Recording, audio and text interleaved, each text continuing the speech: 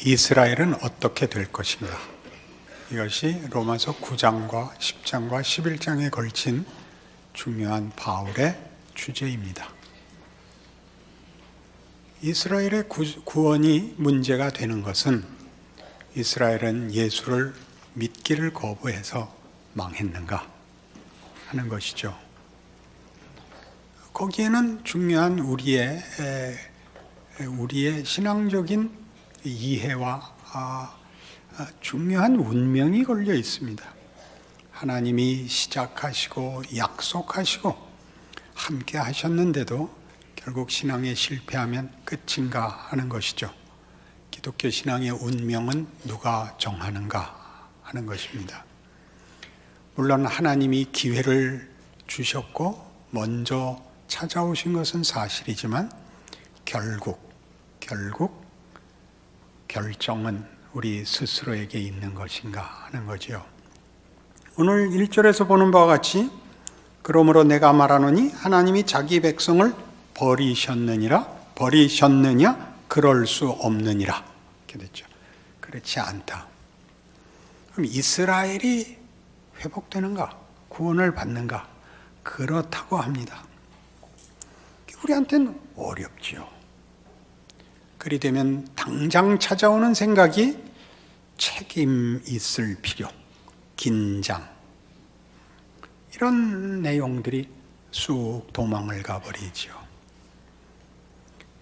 우선 성경이 하는 답, 바울이 하는 답부터 들어봅시다. 29절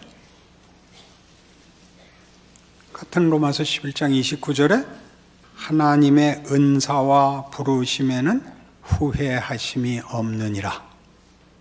그는 실패하지 않는다. 그렇게 말하십니다. 그는 실패하지 않는다. 그리고 잘 보듯이 6절에도 오늘 본문에 속한 6절에도 만일 은혜로 된 것이면 행위로 말미암지 않으니 그렇지 않으면 은혜가 은혜되지 못하느니라. 이스라엘의 실패가 그들의 운명을 정한다면 은혜라는 말은 설 자리가 없다. 그렇죠. 은혜는 분명히 자기가 하지 못한 걸 이루어지는 하나님의 선물입니다. 이 두 가지 사실 때문에 이스라엘은 실패할 리 없다고 합니다. 그러면 결국 다 구원하실 거면 그들이 반역하고 실패하고 못난 짓 하지 않게 사전에 막으시지. 그때 개입하시지. 실컷 못난 짓 하게 놓아두고 나중에 다시 붙들어낸다는 것은 무슨 의미입니까? 이 두 번째 질문으로 이어지죠. 우리는 이것이 무엇인지 사실 이해하기 어렵습니다. 우리의 이해로는 어렵습니다. 그러나 이 로마서의 답은 이겁니다.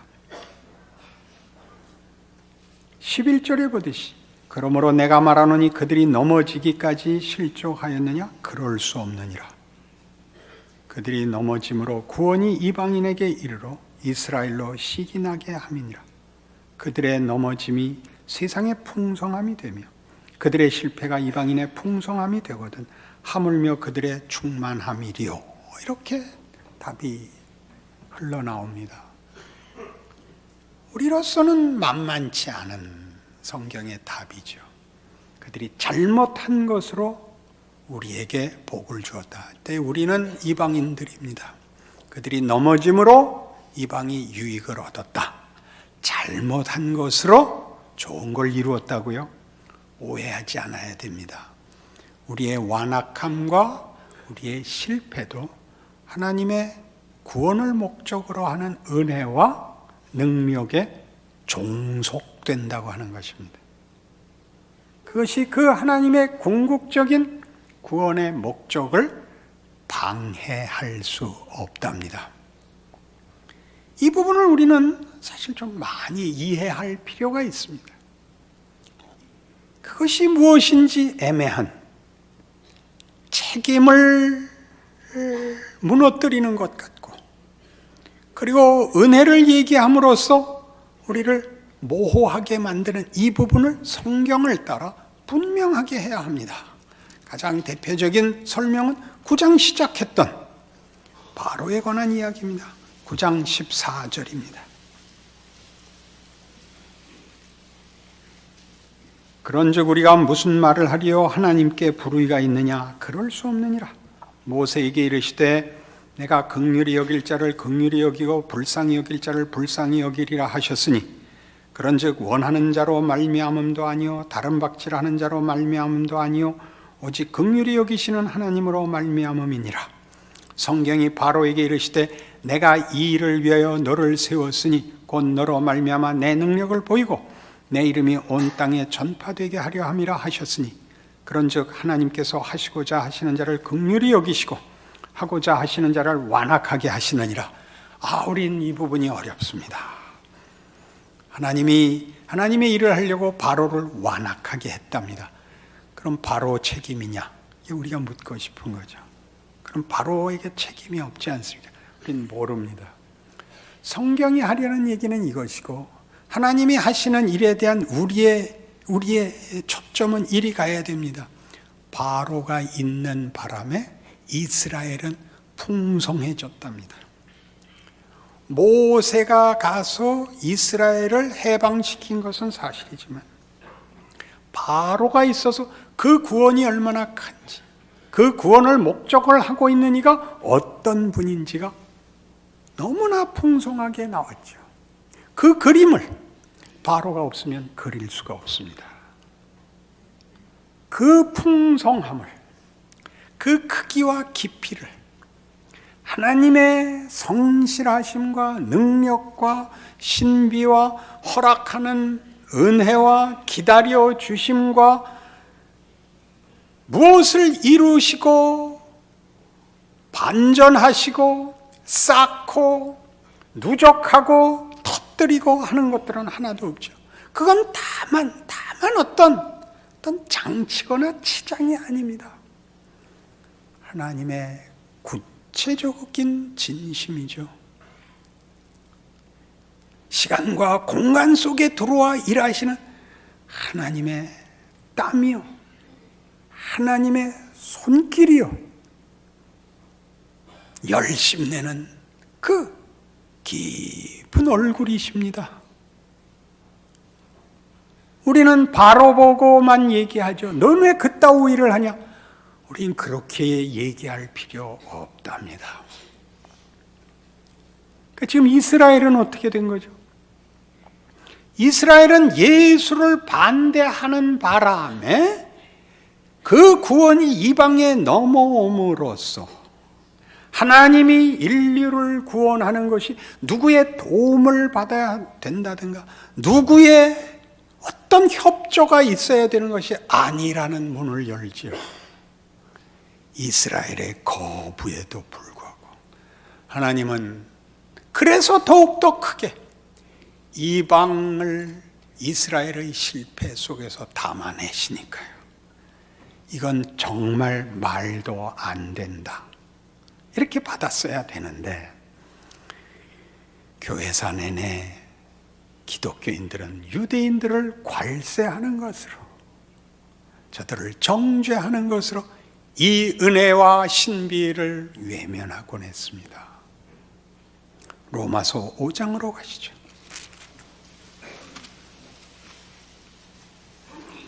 우리가 잘 아는 8절입니다. 우리가 아직 죄인 되었을 때 그리스도께서 우리를 위하여 죽으심으로 하나님께서 우리에 대한 자기의 사랑을 확증하셨느니라. 그러면 이제 우리가 그의 피로 말미암아 의롭다 하심을 받았으니 더욱 그로 말미암아 진노하심에서 구원을 받을 것이니 곧 우리가 원수 되었을 때 그의 아들의 죽으심으로 말미암아 하나님과 화목하게 되었은즉 화목하게 된 자로서는 더욱 그의 살아나심으로 말미암아 구원을 받을 것이니라. 이게 무슨 뜻일까요? 예수께서 우리를 위하여 죽으십니다. 그의 죽음이 우리를 구원으로 인도했다면 그의 부활, 살아계심은 얼마나 더 큰 걸 하겠느냐. 이런 얘기입니다. 우리 쪽에서 얘기를 해볼까요?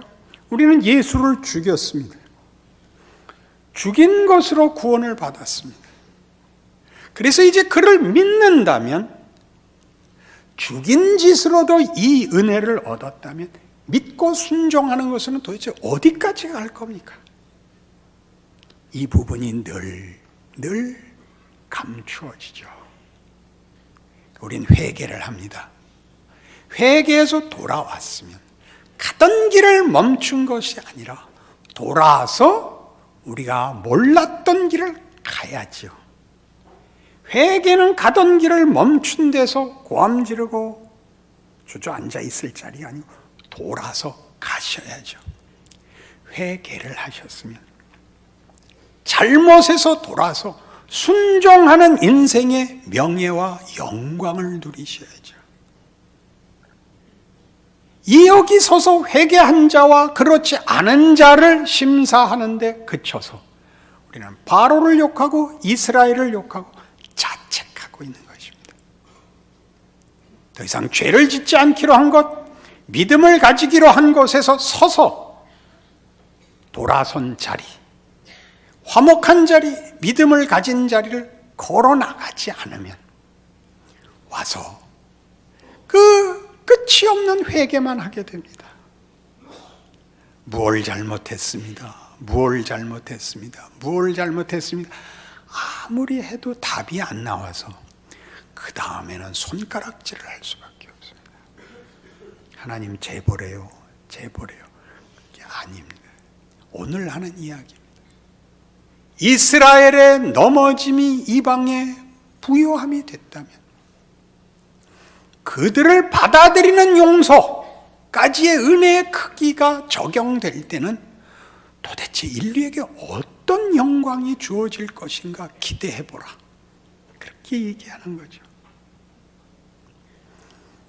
그러니 우리는 이 문제가 사도 바울에게 얼마나 현실적인 문제였는지를 생각해야 됩니다. 즉, 이 이야기들은 논리적 이해로는 불가능한 것입니다. 그것이 사실이었기 때문에 바울에게 이 결론을 이해시키지요. 예수님이 우리가 죄인이었을 때 오셨습니다. 가장 중요한 거죠. 우리 로마서 하면서 계속 그 얘기했습니다. 예수님은 나를 위하여 2000년 전에 죽으셨습니다.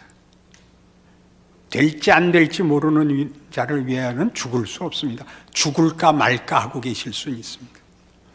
죽으셨습니다. 과거요, 완료입니다. 그리고 우리에게 적용되고 있습니다. 완료된 운명을 우리에게 적용하고 계셔서 우리는 우리 삶 속에서 믿고 회개하고 순종하고 의심하고 실패하고 돌아서는 모든 일들을 어디까지 할 겁니까? 예수의 죽으심의 역사적 완료의 자리에 갈 것입니다. 거기가 믿음이 서는 자리죠. 거기가 믿음이 서는 자리인데 그 믿음을 성경식으로는 이스라엘은 이렇게 오해했다고 합니다. 10장입니다. 로마서 10장. 형제들아, 내 마음에 원하는 바와 하나님께 구하는 바는 이스라엘을 위함이니 곧 그들로 구원을 받게 함이라. 내가 증언하노니 그들이 하나님께 열심히 있으나 올바른 지식을 따른 것이 아니니라. 하나님의 의를 모르고 자기의 의를 세우려고 힘써 하나님의 의에 복종하지 아니하였느니라. 제가 쉽게 설명할 수 있습니다.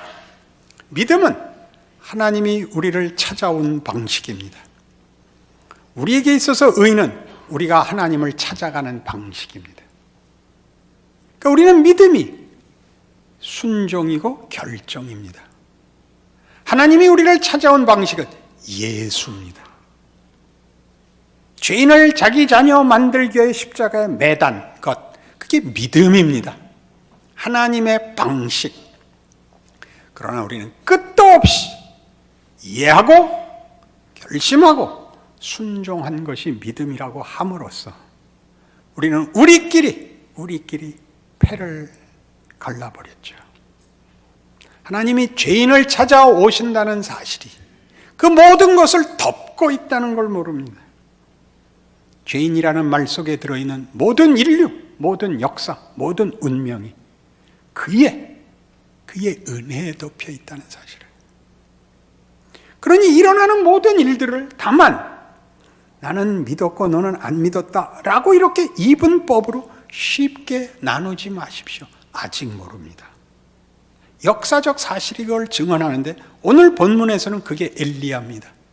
엘리야는 뭐라고 외쳤다고요? 우리 잘 아는 대로 그는 호렙산까지 도망와서 하나님 앞에 이 대답을 합니다. 엘리야야, 네가 왜 여기 있느냐? 하나님, 다 죽고 나 하나 남았습니다. 나도 죽이려고 해서 도망왔습니다. 내가 7,000명이나 남겨뒀다. 내가 남겨뒀다. 이스라엘이 망하지 않았다. 이스라엘은 망했는가? 아니다. 바울이 뭐라 그래? 나도 남아있다. 나도 이스라엘 사람이다. 베냐민 지파다. 하나님이 이스라엘 안 버렸다. 그런 의미에서 이스라엘은 뭐라고요? 하나님이 자기 백성으로 부르는 그의 은혜와 그의 택하심은 여전히 유효하고 여전히 우선한다 그거죠. 그리고 아까 본 바와 같이 바로가 일어나서 뭘 했죠? 이스라엘을 핍박하고 저들의 자유를 막아 섰으나 오히려 이스라엘이 누구인지, 하나님이 이스라엘에게 행하는 것이 무엇인지, 그 행하는 하나님이 누구신지를 아는 일에 오히려 풍성한 기여를 한 것처럼 본인이 의도하지 않은 겁니다. 하나님이 그렇게 쓰신 것입니다. 그렇게 한 것으로 뭘 했죠? 바로가 자기 후손들을 구합니다. 이게 무슨 말일까요? 이스라엘은 이방의 빛으로 부름을 받는 것입니다. 누가복음 2장에 가면 예수 그리스도의 탄생에 관한 기록에 이런 기억해야 할 말씀이 나옵니다. 25절입니다. 누가복음 2장 25절. 예루살렘에 시므온이라 하는 사람이 있으니 이 사람은 의롭고 경건하여 이스라엘의 위로를 기다리는 자라. 성령이 그 위에 계시더라. 그가 주의 그리스도를 보기 전에는 죽지 아니하리라 하는 성령의 지시를 받았더니 성령의 감동으로 성전에 들어가매 마침 부모가 율법의 관례대로 행하고자 하여 그 아기 예수를 데리고 오는지라. 시몬이 아기를 안고 하나님을 찬송하여 이르되 주제여, 이제는 말씀하신 대로 종을 평안히 놓아 주시는도다. 내 눈이 주의 구원을 보았사오니 이는 만민 앞에 예비하신 것이요 이방을 비추는 빛이요 주의 백성 이스라엘의 영광이니이다. 이방을 비추는 빛이요 이스라엘의 영광이랍니다. 이어가죠. 그의 부모가 그에 대한 말들을 놀랍게 여기더라. 시몬이 그들에게 축복하고 그의 어머니 마리아에게 말하여 이르되 보라, 이는 이스라엘 중 많은 사람을 패하거나 흥하게 하며 비방을 받는 표적이 되기 위하여 세움을 받았고 또 칼이 내 마음을 찌르듯 하리니 이는 여러 사람의 마음의 생각을 드러내려 함이니라 하더라. 예수는 비방의 표적이 됩니다. 그는 이스라엘의 영광이고 이방의 빛인데 그는 비방의 표적이 될 겁니다. 고린도전서 1장에서 바울이 선언한 복음에 관한, 십자가에 관한 비밀은 이것이었습니다. 십자가의 도가 유대인들에게는 거리끼는 것이요 헬라인에게는 미련한 것이로되 예수 그리스도를 믿는 자들에게는 십자가의 도가 하나님의 능력이요 하나님의 지혜니라. 그건 무슨 맞는 길과 틀리는 것으로 같은 차원, 수평적 차원에서의 이 길 저 길이 아니고 그걸 덮고 있는 위의 길입니다. 십자가의 도가 하나님의 능력이요 하나님의 지혜입니다. 이 모두를 끌어안고 있습니다. 예수가 이스라엘 사람들의 극렬한 반대와 저주 속에 죽어가는 것에 이스라엘의 영광이 있답니다. 어떤 영광? 그것을 끌어안는 죽음이기 때문에 예수를 죽이는 그 죽음을 부활로 끌고 가는 죽음이기에 이스라엘의 존재는 그들이 가졌던 모든 조건들로 인하여 다른 이방들보다 하나님의 구원의 은혜성과 능력을 더 크게 보일 수 있었습니다. 누구에게 그랬던 것처럼? 바로가 그랬던 것처럼. 그 애굽의 왕이요, 세상의 권력자였기 때문에 더 크게 힘을 다하여 하나님을 반대하는 역할을 할 수 있었고, 그 덕에, 그러면 안 되지만 하나님의 은혜와 능력은 그 위에 차고 넘쳐서 하나님이 누구신가의 영광이 드러났습니다. 바울이 그 역할을 합니다. 바울은 누구죠? 스데반을 죽인 사람입니다. 그리고 사도로 부름을 받습니다. 원래대로 하자면 이스라엘은 잘못했으니 망해야 된다라는 논리를 적용하면 바울은 없는 거죠. 그리고 여러분들의 신앙을 점검해 보십시오. 여러분들의 삶에서 하나님이 무엇을 하시는가? 여러분이 자책하는 것들, 여러분들이 분노하는 것들이 여러분에게 무엇을 만드는가 보십시오. 은혜를 만들어야 됩니다. 은혜를. 잘했을 때보다 못했을 때 은혜가 더 클 수 있다는 것을. 우리 안에 바로가 있고, 우리 안에 이스라엘이 있고, 우리 안에 사울이 있습니다.